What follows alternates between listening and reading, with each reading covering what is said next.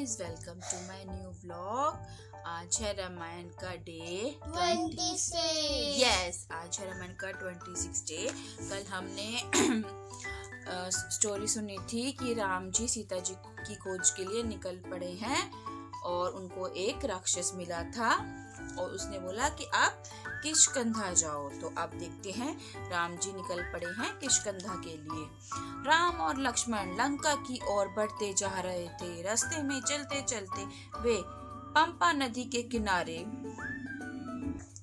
वहीं पर एक छोटा सा आश्रम था। वहाँ शबरी नामक एक बुढ़िया औरत रहती थी। जब वह युवा थी तभी वह श्रेयमुख पर्वत की तलहटी में उसकी मुलाकात मकंद ऋषि से हुई थी। तभी उनको वह गुरु मानकर उनकी सेवा करती आ रही थी। शबरी ने अपने गुरु के जैसे ही धर्म के रास्ते पर चलना चाहती थी।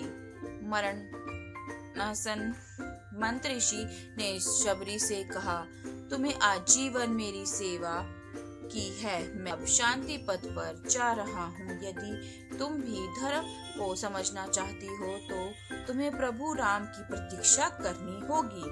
जब वे यहाँ पधारे तो तुम्हें उनकी सेवा करनी होगी। इससे तुम्हारी सारी इच्छाएं पूर्ण होंगी। उस दिन के बाद शबरी पूरी भक्ति से राम के आने की प्रतीक्षा करने लगी। शबरी प्रतिदिन जंगल जाती, अपनी छड़ी के सहारे बड़ी कठिनाइयों से कुछ बेर तोड़ती और फिर राम की राह देखती। वह चक के भी मीठे बेरों को ही अपनी टोकरी में रखती। स्वाद रहित बेरों को वह फेंक देती। एक दिन राम वहां पहुंचे। कहीं और ना जाकर वे सीधा शबरी के आश्रम में। शबरी अत्यंत प्रसन्न होती हुई बोली कि वह उन्हीं की प्रतीक्षा कर रही थी। फिर शबरी ने भी अपने खट्टे किए बेर राम को खाने को दिए। लक्ष्मण उन झूठे बेरों को राम को नहीं खाने देना चाहते थे, पर राम ने कहा कि प्रेम और भक्ति में सराबोर ये बेर अत्यंत मीठे हैं। इतने मीठे बेर उन्होंने अपने जीवन काल में कभी नहीं खाए।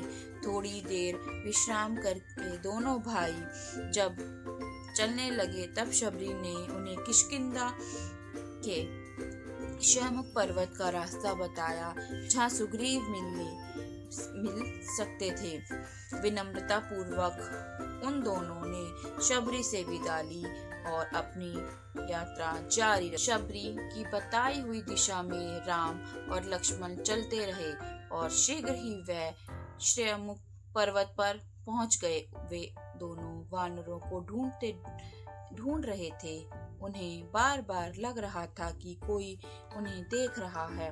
सुग्रीव और हनुमान दोनों वानर एक पत्थर के पीछे छिपे हुए थे। दो अजनबियों को देखकर उन्हें अचरज हुआ कि वे यहाँ क्यों आए हैं। वे जानना चाहते थे कि वे कौन हैं और क्या उन्हें नुकसान पहुंचाने तो नहीं आए।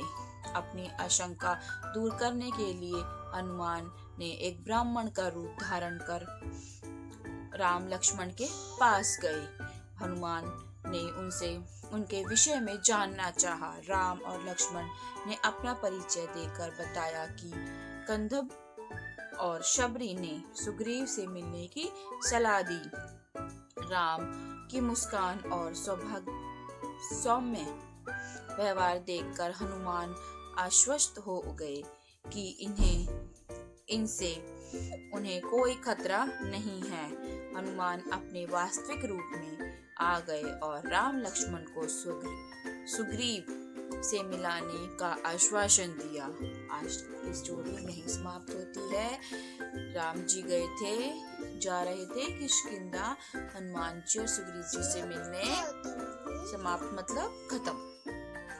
ठीक है, तो वो उनसे मिले। अब नेक्स्ट स्टोरी में होगी उनसे भेंट। ठीक है, तो तब तक के लिए बाय, गुड नाइट।